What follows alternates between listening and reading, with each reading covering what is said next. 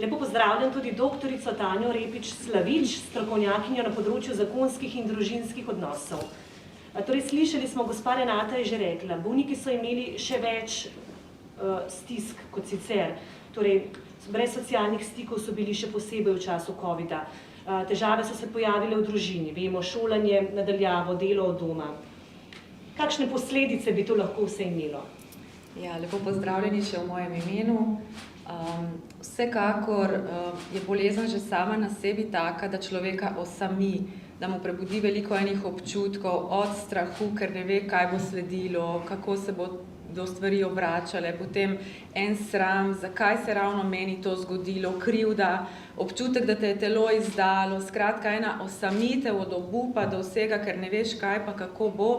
Potem pa še ta situacija s covidom, ki je že tako vsakemu, tudi če ni bil nič bolan ali kakorkoli imel kakšnih težav, prebudila eno tesnobo, stisko, sploh na začetku, ko smo bili zelo vsi mogoče še malo bolj prestrašeni in spremljali vse novice, in seveda je to potem vplivalo tudi na družino, na otroke, na šolanje, na odnose in na vse. In jaz mislim, da tukaj le, tako kot iz klinične prakse ugotavljam, je veliko otrok in mladostnikov že tako preživi svoj čas v virtualnem svetu. Nekje raziskave kažejo, da 50% ali več otrok svoj prosti čas preživlja v virtualnem svetu namesto v realnem svetu. Se je to samo še bolj potenciralo in stopnjevalo. Enostavno, že tako smo otroke preodrivali pojdi stran od ekrana, ne biti preveč na ekranu, sedaj pa kar naenkrat šola online, vse online, in otroci so bili res primorani veliko biti na tem. S tem se je povečalo medvrstniško nasilje preko spleta. Veliko opažamo ene tesnobe pri otrocih, depresije, samomorilnih misli, samopoškodovanja, motenj hranjenja, take duševne stiske in težave, ki se bodo verjetno, tako kot so že moje predhodnice rekle, kazale še leta naprej. Sedaj jaz tukaj opažam tudi to, da je zelo pomembno, kako je ta družina funkcionirala pred samim covidom. Če je bila družina taka, da so se veliko pogovarjali, da so skrbeli za odnose, da je funkcionirala na en zdrav način v smislu, da si je vzel oče, mama tudi za otroke čas, kljub službi in vsemu, in da so lahko otroci izražali svoje stiske, potem je tudi to obdobje covida bilo v takih družinah mogoče celo ena priložnost, da so se še bolj povezali, in slišim tudi take lepe primere, ko rečejo, bilo nam je všeč, več smo bili skupaj, fajn smo se pogovarjali, šli še tako mogoče več v naravo kot sicer, skratka tudi pozitivne strani in plati tega. Veliko več pa je žal tistih plati, ko otroci povedo, oče in mama sta bila stalno za računalnikom, ker sta imela službo, in mlajši otroci težko razumejo, da če delaš od doma in si za računalnikom, da to ne pomeni, da igraš igrice ali karkoli takega počneš, ampak da je to tvoja delovna obveznost. Potem recimo stari starši, ne? Prej je bilo tako, da je veliko družin reklo, so stari starši pomagali, so včasih skočili namesto kakšne bolniške. Zdajle pa smo bili vsi pazljivi in nismo starih staršev vključevali, in tudi to je en tak dejavnik, ki je zelo prispeval k vsemu skupaj. Tako da dejansko bilo je veliko več stresa, ko se ti mudi za službo, tudi sama kot mama, lahko rečem, da včasih si samo gledal še zvečer ob 11, kakšen mail, če bo priletel, in jaz se tudi to zgodilo, prišlo z šole obvestilo, da je nekdo pozitiven in 10 dni karantene. To pomeni, v trenutku se ti je 10 dni, če tako rečem, sesulo, in si moral razmišljati, kako boš tudi ti obrnil svoje načrte in delovne obveznosti na glavo. In to je seveda prinašalo veliko stresa in stisk. Potem recimo, če gledamo zasvojenosti, sama veliko delam z zlorabami, nasiljem, zasvojenostmi, tukaj se je drastično povečalo tudi nasilje, zasvojenosti, ne. Zaprte so bile gostilne. Prej je nekdo šel tja, se tam pomiril, lepo prišel domov in pač je bilo, kar je bilo. Zdajle so bili pa vsi na kupu, skupaj. In to je samo dvigovalo napetost, pritisk in vse. Slišim pa tudi primere, ko rečejo, že prej sem bil tesnoben, prestrašen in sem se počutil čudno med ljudmi, ne. Zdaj, ko pa vidim, da so še ostali tesnobni, pa prestrašeni, pa se počutim končno bolj normalnega, ker je več takih, ki so meni podobni. Tako da tukaj je veliko plusov, minusov vsega, ampak na dolgi rok bi rekla, da tisto, kar je bistveno in kar ugotavljamo družinski terapevti, je predvsem ta funkcionalnost družine. če so bili starši prestrašeni, vsi tesnobni, skozi govorili samo o covidu, pa poznaš nekoga, ki mogoče umre, karkoli, tak strah, kdaj bomo mi to dobili, ne? Potem je šlo to tudi na otroke in so otroci imeli težave s spanjem, veliko enih stisk, ki jih mogoče sploh niso izrazili. In sedaj, ko prihajajo nazaj v šole, ne, pogosto učitelji povedo, naenkrat moramo te ocene hitro zbrati, prej ni bilo ocen, ne, in pritisk dajmo čim več naenkrat dobiti, ne, jaz pa pravim, a je to res bistveno, ne, tukaj mislim, da bi se morali tudi šole prilagoditi in reči, veliko bolj življenjsko in bistveno je to, da se mogoče mi zdaj najprej tukaj malo spet začutimo, da spet kaj tako med sabo navežemo ene stike, ne. Prej so bile maske, zdaj kar naenkrat maske dol, super, otroci so vsi srečni, ne, ampak kaj smo jih pa preučili? Čim bolj stran pejti, dotik je nevaren, stik je nevaren, pa vemo, da vsa nevroznanost se govori o tem, da dotik potrebuje vsak otrok, spoštljiv dotik za normalen razvoj možganov. In če tako pogledamo, kakšna sporočila so sedaj otroci dobivali, ne, kar je čist razumljivo, ker smo jih želeli zaščititi, je lahko to v eni otroški glavi čisto na drugačen način odzvanjalo. In jaz mislim, tudi velike socialne tesnobe in strahov pred navezovanjem stikov in vse, in tukaj smo odrasli tisti, ki lahko bistveno pripomoremo in vplivamo k temu, da bodo otroci imeli manjše posledice. Kaj pa v družinah, kjer je prisotna bolezen, torej kot je denimo multipla skleroza? Verjetno so te stiske bile še večje. Ja, jaz bi tukaj res poudarila to, da je pomembno, kako je bilo tudi pred covidom. Sigurno tam, kjer niso stvari prej štimale, če je zraven še multipla skleroza ali katerakoli druga kronična bolezen in kar naenkrat vsi se znajdemo doma, je še lahko veliko težje.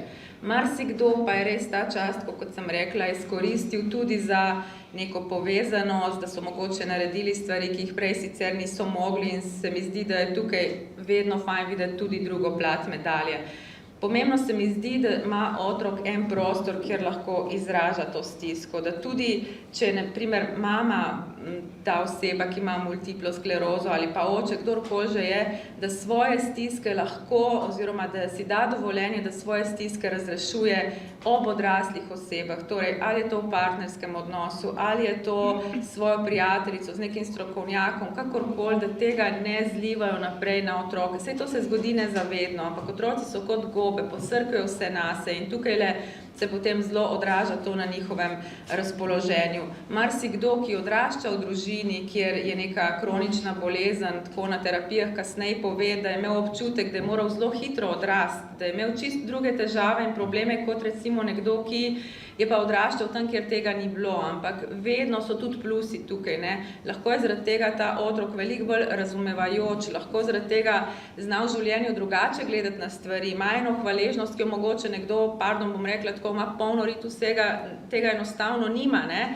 In se mi zdi zelo pomembno tukaj videti vedno tudi drugo stran, ker sicer vse tako zveni kot da nekdo, ki je zbolel, nekdo, ki je žrtev nečesa, karkoli nima nobene svetle prihodnosti, pa je res pomembna ta naša drža, ker tako vse raziskave in klinične izkušnje kažejo, da so posledice neke travme odvisne bolj od tega, kako si mi razložimo stvari in kako jih dojamemo, kot od tega, kaj se v resnici zgodilo.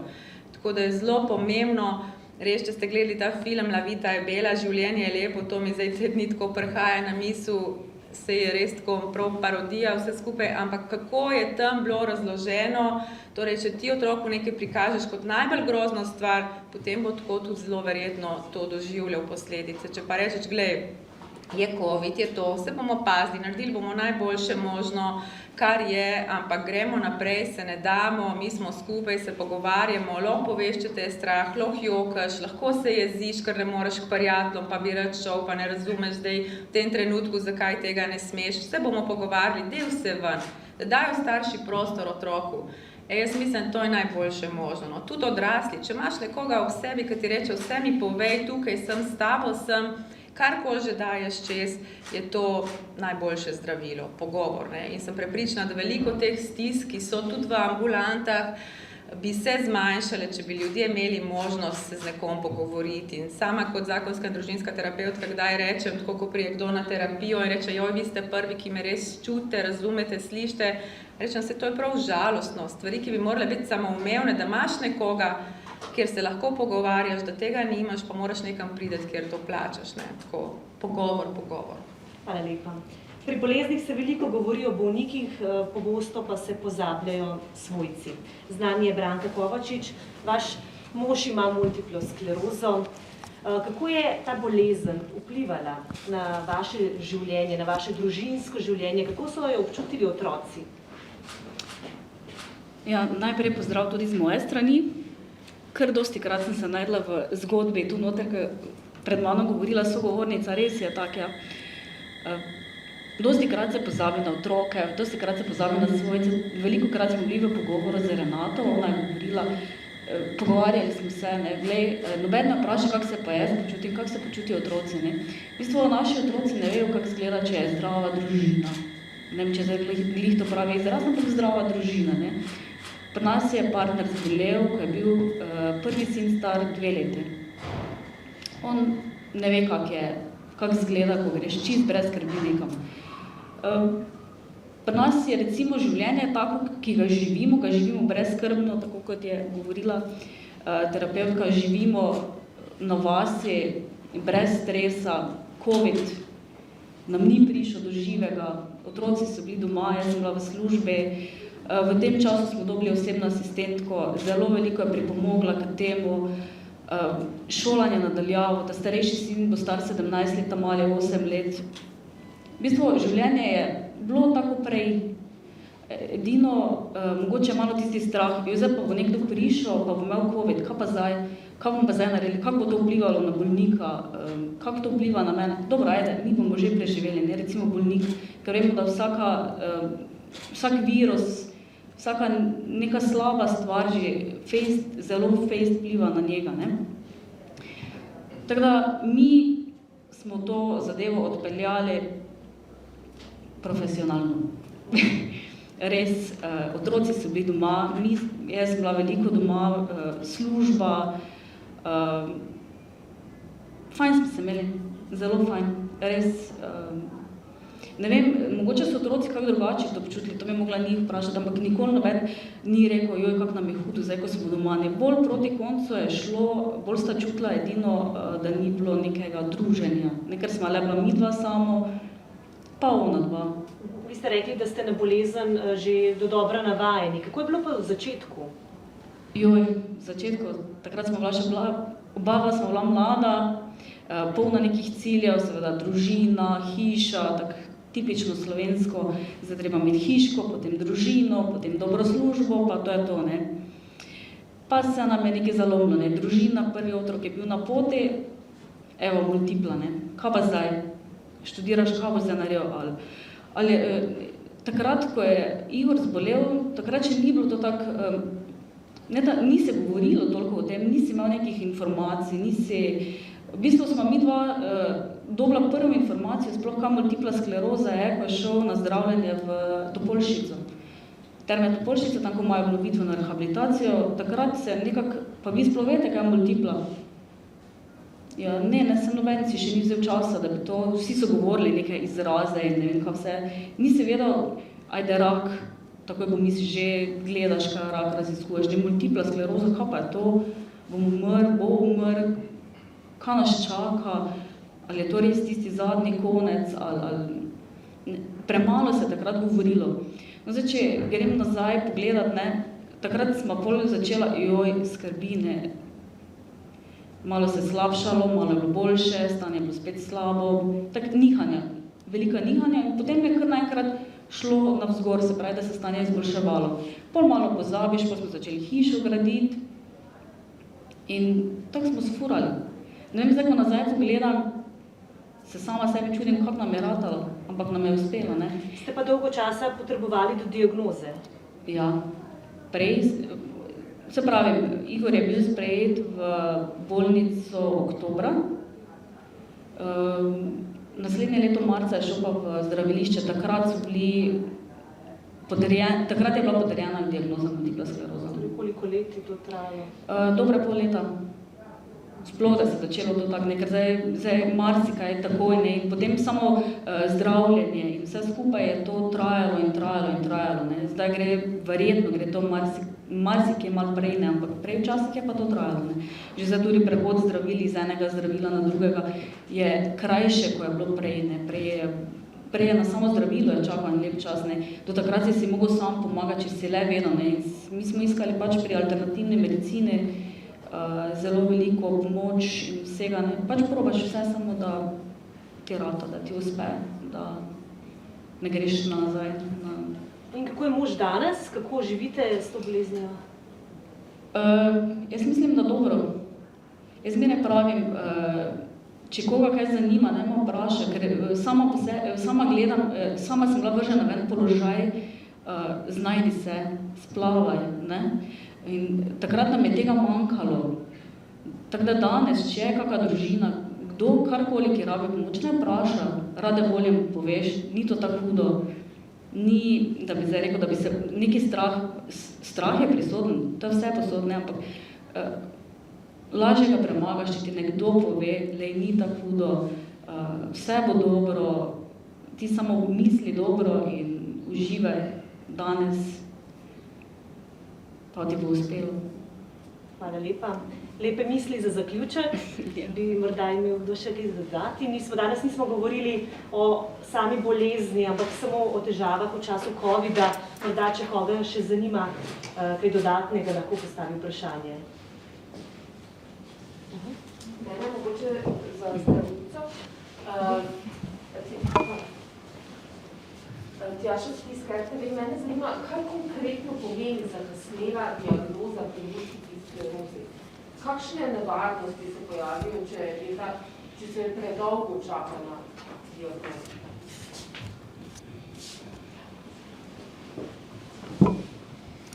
Hvala za vprašanje. Zdaj, multipla skleroza je ena taka zelo raznovrstna bolezen. Tudi ni vsak bolnik z multiplo sklerozo, kot je povedala že gospa Renata, enak drugemu, imamo različne podtipe multiple skleroze. Je pa res, to je neozdravljiva bolezen, zaenkrat jo ne znamo pozdraviti in tudi v večini primerov bolj ali manj hitro napreduje. V zadnjih letih je prišlo do enega zelo velikega napredka pri samem zdravljenju multiple skleroze, s tem se seveda ukvarjajo nevrologi, ampak imamo vrsto zdravil, ki lahko bistveno upočasnijo napredovanje te multiple skleroze in za veliko od teh zdravil velja, da so bolj učinkoviti, če jih dajemo zgodaj v poteku. Zdaj, da človek prav ne bi prišel do diagnoze, ponavadi ni tak slučaj, zato ker sami simptomi privedejo prej kot slej pacienta do zdravnika, pa tudi če ni v prvem obisku postavljen nek sum, bo pa mogoče pri tretjem obisku postavljen nek sum, da bo napoten na nadaljnjo diagnostiko. Sem pa, kot sem rekla, določena zdravila so takšna, da si želimo, da jih pacient dobi čim prej, ravno zaradi tega, ker je potem v bistvu razvoj teh simptomov počasnejši. To je tisti, bom rekla, moment, zakaj si želimo zgodaj postaviti diagnozo. Zdaj pa tudi diagnoza ni postavljena čez noč, ker vseeno, tudi če so neki tipični simptomi, vedeti moramo, da multipla skleroza povzroča zelo raznovrstne simptome, nimamo v bistvu neke tipične klinične slike, zelo redko, kdaj je to neka diagnoza, ki jo boš postavil tako z aviona, ampak zahteva neke dodatne diagnostične postopke tudi zato, da se izključi druge možne bolezni, ki povzročajo ostale, bom rekla, druga obolenja. In ker že itak zaradi in čakalnih dob, in ker se čaka na magnet, in ker se čaka na nevrologa, in ker se čaka na določene preiskave, nekaj časa poteče od prvega suma do postavitve diagnoze, je zelo smiselno, da se vsi skupaj v sistemu trudimo ljudi s sumom na multiplo sklerozo čim prej pripeljati do te prave diagnoze, da čim prej dobijo to zdravljenje in s tem preprečimo v bistvu, oziroma omogočimo čim večjo učinkovitost teh zdravil. Kaj gre tu za vnetje centralnega živčnega sistema? Ja, mielinskih ovojnic, ja, teh ovojnic okoli v bistvu živcev, ja, tako. Zdaj, bilo je rečeno, da se da to tudi pozdraviti, da smo že leta nazaj gledali neke oddaje, da se da z operacijo to zrihtati. V tujini so rihtali. Tega ne poznam, da bi se pozdravilo. Ne, se to sprašujem, ne? Ja, Da ja. je bilo govora. Velja še zmeraj, da gre za tle neko progresivno, kronično obolenje, ki zaenkrat nekega zdravila, da bi prav pozdravili, nimamo. Je pa res, da pri določenih pacientih obstaja možnost, da se bo pojavil ta zagon multiple skleroze samo enkrat in nikoli več v življenju. Tudi take ljudi imamo. Ali pa ljudi, ki so kljub postavljeni diagnozi, bom rekla, v zelo stabilnem stanju, a ne, nimajo nekih bistvenih težav. Žal so pa druge oblike, ki lahko potekajo v bistvu tako, da se zadeva zelo hitro slabša, iz zagona v zagon in je potem človek po vsakem zagonu slabši. Zelo raznovrstna bolezen, zelo kompleksna bolezen in ne moreš vnaprej predvideti, kako bo pri kom potekala. Za stres gre, ne? Lahko že en porod to povzroči, ne? Stres je eden od dejavnikov, ki lahko bistveno poslabša oziroma celo sproži nek zagon. Mene še mogoče zanima za prvi dve sogovornici, za vašega moža in za vas, ste mogoče videli v času COVID-a, da je tudi prikrajšani za takšen pregled ali videli že dlje časa živite z boleznijo v družini ali tako, niti ne? Jaz moram reči, da pri nas ne. Vse, kar je bilo napovedano, je šlo. Tudi obnovitvena rehabilitacija se je izvedla. Tako da mi nekega pomanjkanja nekih pregledov nismo čutili, no, ali pa da bi bili na stran postavljeni. Je le prednost, da je že kar nekaj let za nami, ne? Je že kar 16 let, 15 let. Tako da mi nekih pomanjkanj tu nismo čutili, no, vseeno smo bili. Res pa je, da če že je bil prehlad, si razmislil, ali bo šel k zdravniku ali ne bo šel. Moram pa reči, da tako kot mi, ne, ki imamo bolezen družine, glih za vsak prehlad, že prej nismo hodili k zdravniku, tudi zdaj nismo bili. Jaz za sebe moram reči, da ne vem, kdaj sem bila na zadnje, razen pri zadnjem porodu. Tako da, pa ne ostane tak. Tako da dam prednost tistim, ko rabijo. Tako da.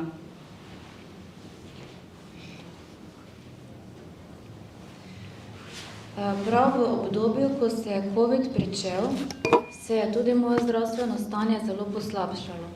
Moja trenutna terapija ni več delovala, kot bi morala, in takrat nisem mogla iti nikamor. Je pa res, da sem pa imela navezavo z nevrološko kliniko, kjer sem poslala sporočilo, kaj se z mano dogaja, in so me spremljali. Zdravila nisem jemala, bila sem doma, v resnici je šlo za čiščenje od prejšnjega zdravila v pričakovanju potem novega. Kaj se tukaj v resnici dogaja pri bolniki z multiplo sklerozo? Le poslabšanje pride lahko v trenutku, izboljšava pa se pač enostavno mora počakati. Na splošno pa smo ljudje zelo podvrženi k temu, da ko se nam nekaj dogaja, neka stiska, bi moglo biti že v včerajšnjem dnevu zaključeno in urejeno in bi moglo biti že perfektno. Pa to ni, pri multipli sklerozi enostavno to tako ne gre. In bi tukaj apelirala na bolnike. Zelo je pomembno stopiti v stik sam s sabo, se umiriti in počakati. Vsakega, ko mi kontaktiramo z nevrologom, da nam je slabše, da stvari gredo na slabše, dobimo neko povratno informacijo. Ne mogoče danes, jutri, ampak v prihodnjih dneh. Ampak to ne vpliva toliko na sam potek bolezni. Govorim o tistih, ki imamo bolezen že dlje časa. Jaz sama imam 18 let in točno vem, da zagon lahko pride čez noč, ne izveni pa tako hitro. In tudi ga ne more nihče tako hitro razrešiti, ker nima nihče čarovne palce, da bi lahko to kar čez noč uredil. Zato je tukaj zelo potrebna potrpežljivost. Jaz sem v tem času COVID-a počakala, da sem se sčistila zdravila, da sem dobila odobreno novo zdravilo, da se je situacija s COVID-om toliko umirila, da je bilo moje zdravilo novo varno za aplikacijo. Zakaj? Ker bi me lahko zunanji svet, če bi prišlo do okužbe, resnično ohromil in omejil. In kljub temu čakanju, ki je vse skupaj trajalo dobro leto dni, so se stvari umirile.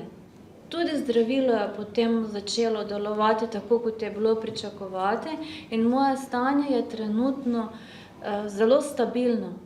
Je pa res, da tudi če ne bi bilo COVID-a, bi na ta celoten potek čiščenja od zdravila, odobritev novega zdravila, enako čakala leto dni. Ne je bilo čisto nič drugače. Je pa res, še enkrat apeliram na vse, potrpežljivost je pa res tista, ki nam manjka. Umiriti bi se, malo bi se mogli ljudje umiriti, se pogledati človeka, ki ga imamo zraven sebe, se vprašati, kako je pa temu človeku, ki je zraven nas. Bolniki zelo pogosto sebe damo v center dogajanja in pričakujemo, da bodo ostali nam nekako sledili. Pa smo res mi tisti, ko smo center? Vprašajmo te, smo res mi tisti, ko se vse vrti okrog nas? Tudi drugi imajo to dovoljenje in dajmo jim možnost, prostor, da se tudi kaj okrog drugih vrti, ki so zraven nas. Predvsem tisti, ki so res z nami 24 ur, ki živijo z nami. Hvala lepa. Še kakšno vprašanje?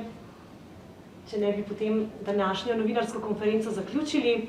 Hvala lepa, da ste prišli in hvala tudi vam za vašo udeležbo. Sogovornice bodo na voljo še za morda kakšna vprašanja dodatna. Hvala lepa. Jaz še bi samo besedo, če smem. Jaz bi se iz srca zahvalila našim sogovornicam v današnjem dnevu. Zdaj si moram dati spet masko, gor, okej.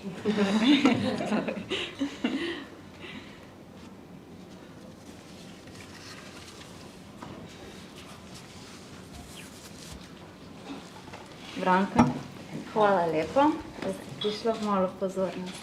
Hvala.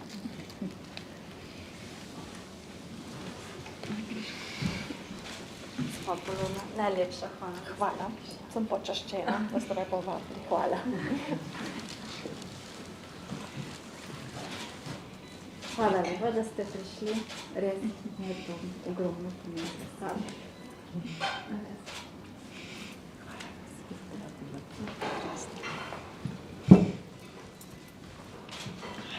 In seveda bo, brez vas ne bi teklo, pa tukaj se je. Seveda, da bi. Hvala lepa, hvala lepa.